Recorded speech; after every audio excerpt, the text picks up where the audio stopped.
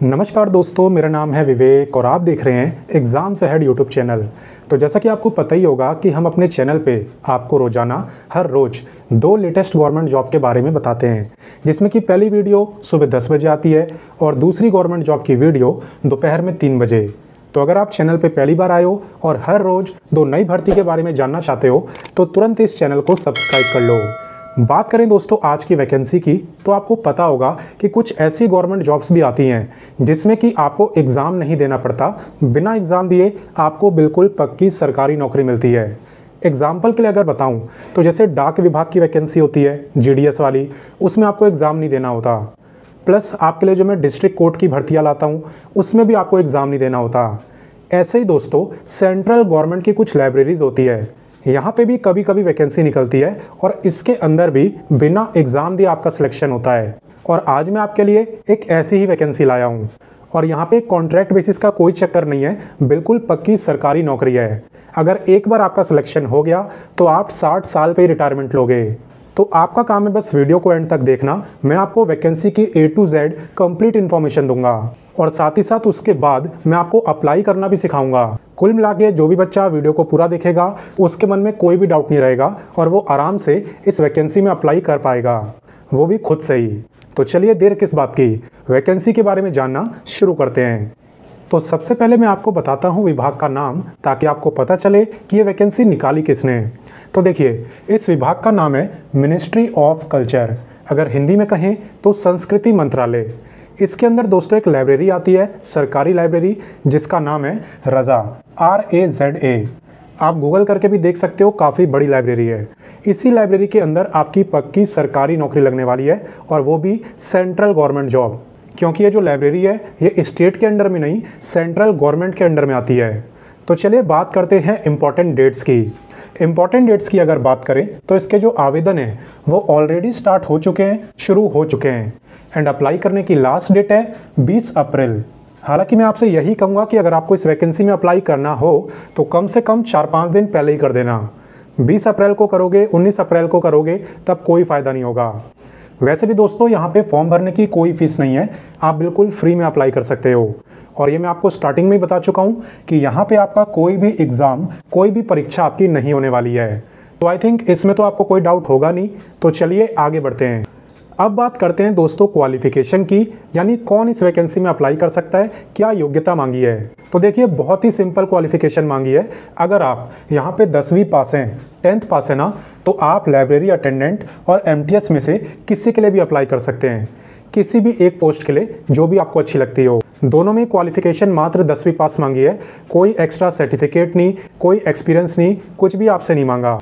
और काफ़ी बच्चे ये भी बोलते हैं कि सर मैं 12वीं पास हूँ, ग्रेजुएट हूँ, तो क्या मैं अप्लाई कर सकता हूँ?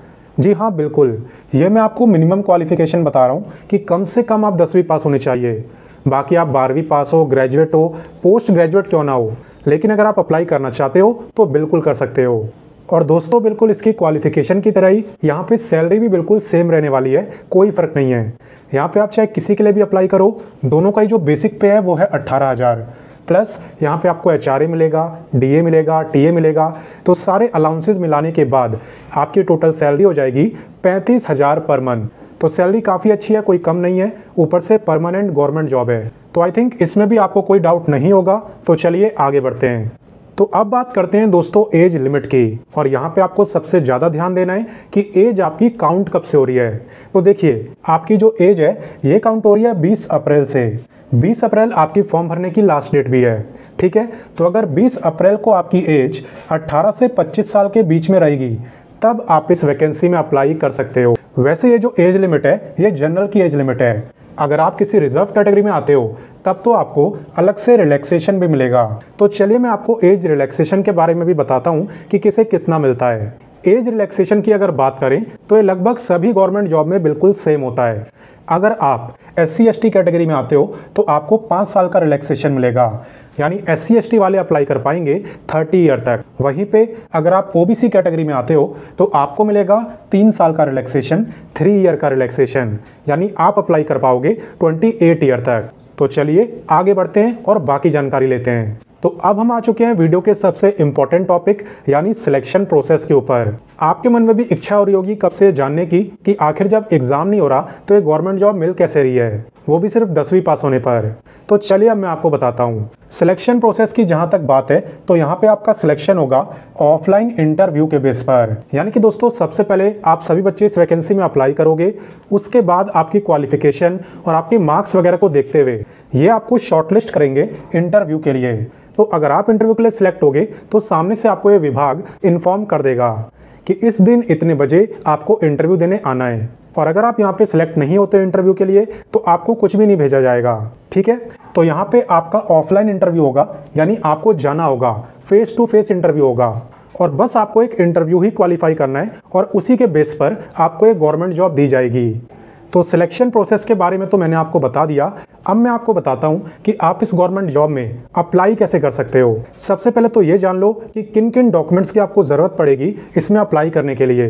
डॉक्यूमेंट्स की अगर बात करें तो आपको चाहिए होगा एप्लीकेशन फॉर्म, मार्कशीट, आधार कार्ड और अदर सर्टिफिकेट।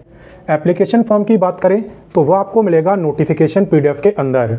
वीडियो के डिस्क्रिप्शन में मैंने आपको नोटिफिकेशन का लिंक दिया है, आप उसे डाउनलोड करना। उसी के अंदर आपको एप्लीकेशन फॉर्म दिया हुआ है, उसी का प्रिंट आउट निकाल कर आपको भरना होता है। तो कहाँ पे क्या भरना है सब कुछ मैं आपको बता दूंगा, चिंता मत करो। दूसरी बात करें मार्कशीट की, तो देखो अगर आप बस 10th पास हो तो बस 10th की मार्कशीट भी चलेगी, अगर 12th पास हो तो 10वीं 12वीं दोनों की लगा देना, और अगर ग्रेजुएट हो तो 10वीं 12वीं ग्रेजुएट तीनों की लगा देना। क्या है कि जितनी ज़्यादा क्वालिफिकेशन हम लगाते हैं ना उतने ही यहाँ पे हमारे चांसेस बढ़ जाते हैं इंटरव्यू के लिए शॉर्टलिस्ट होने के, इसलिए मैं आपसे कह रहा हूँ। और अगर आप पे कोई अदर सर्टिफिकेट हो, मान लो कोई कंप्यूटर सर्टिफिकेट या फिर आपने किसी चीज़ में पार्टिसिपेट करा हो, कुछ अचीव करा हो, तो उसे भी आप लगा सकते हो, वो भी काफ़ी बेनिफिट देता है। और जो भी डॉक्यूमेंट्स मैं आपको बता रहा हूँ, चाहे वो आधार कार्ड हो चाहे मार्कशीट हो, जितने भी डॉक्यूमेंट्स मैंने आपको बताए हैं वो सेल्फ अटेस्टेड होने चाहिए। इसका मतलब ये है ना कि आपको अपने ओरिजिनल डॉक्यूमेंट्स की फ़ोटोकॉपी निकलवानी है और उस फोटोकॉपी पे अपने सिग्नेचर कर देने हैं, इसे ही हम कहते हैं सेल्फ अटेस्टेड। तो चलिए अब मैं आपको बताता हूँ कि आपको इस एप्लीकेशन फॉर्म को भरना कैसे होता है। तो देखो दोस्तों, ये है आपका एप्लीकेशन फॉर्म जिसका आपको प्रिंट आउट निकाल कर भरना है। तो इसका जो प्रिंट आउट है ना वो आप A4 साइज़ के पेपर पे निकलवाना। आप शॉप पे बोलना कि A4 साइज़ के पेपर पे प्रिंट निकालो। उसके बाद यहाँ पे आपको अपनी पासपोर्ट साइज़ की फ़ोटो चिपकानी है और यहाँ पे जो भी डिटेल्स आपसे पूछ रहा है उससे आपको फिल कर देना है। बहुत बेसिक सी डिटेल्स है, वैसे अगर कुछ ना समझ आए तो कमेंट करके पूछ लेना, लेकिन गलत मत भरना। फिर फाइनली यहाँ पे आपको अपना सिग्नेचर कर देना है, डेट लिखना है जिस भी दिन आप इस वैकेंसी में अप्लाई कर रहे हो और प्लेस जहाँ से अप्लाई कर रहे हो। तो फॉर्म को भरने के बाद आप एक लिफाफा लेना जिसे हम एनवलप कहते हैं, उसमें आप अपने एप्लीकेशन फॉर्म को डाल देना और ये जो भी डॉक्यूमेंट्स मैंने आपको बताए हैं इन सब की फ़ोटोकॉपी डाल देना, ओरिजिनल नहीं फ़ोटोकॉपी।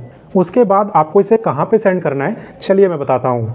उसके बाद आपको अपने एनवलप को रजिस्टर्ड पोस्ट से सेंड करना है, स्पीड पोस्ट से नहीं, रजिस्टर्ड पोस्ट से। कहाँ पे सेंड करना है? आपको सेंड करना है to the director, Rampur, Raja library, Hamid Manzil, Qila, Rampur, और यह है आपका पिन कोड 244901 यूपी यानी उत्तर प्रदेश। तो उत्तर प्रदेश में एक रामपुर जगह है, वहीं पे लाइब्रेरी है। इंटरव्यू देने भी आपको वहीं पे जाना होगा अगर आप शॉर्टलिस्ट होते हो तो, और आपकी जो गवर्नमेंट जॉब है वो भी वहीं पे लगेगी, रामपुर उत्तर प्रदेश में। और दोस्तों आपको अपने एनवलप पे एक ज़रूरी चीज़ लिखनी होती है, वो भी कैपिटल लेटर्स में। क्या लिखना होता है मैं बताता हूँ। आपको लिखना होता है application for the post of और आगे पोस्ट का नेम जिसके लिए भी आप अप्लाई कर रहे हो। बाकी अप्लाई आप इसमें सभी राज्यों से कर सकते हो, ऐसा नहीं है कि सिर्फ यूपी वाले करेंगे। और बाकी अभी भी कोई डाउट हो तो कमेंट करके पूछ लेना। मेरी बस आपसे एक ही रिक्वेस्ट रहती है कि आप इस वीडियो को ज़्यादा से ज़्यादा शेयर करो अपने दोस्तों के साथ, भाई बहनों के साथ, ताकि उन्हें भी इस गवर्नमेंट जॉब के बारे में पता चले।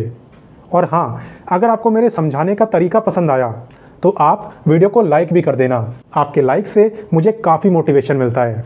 बाकी चलिए मिलते हैं नेक्स्ट वीडियो में फिर एक नई गवर्नमेंट जॉब के साथ। तब तक के लिए जय हिंद।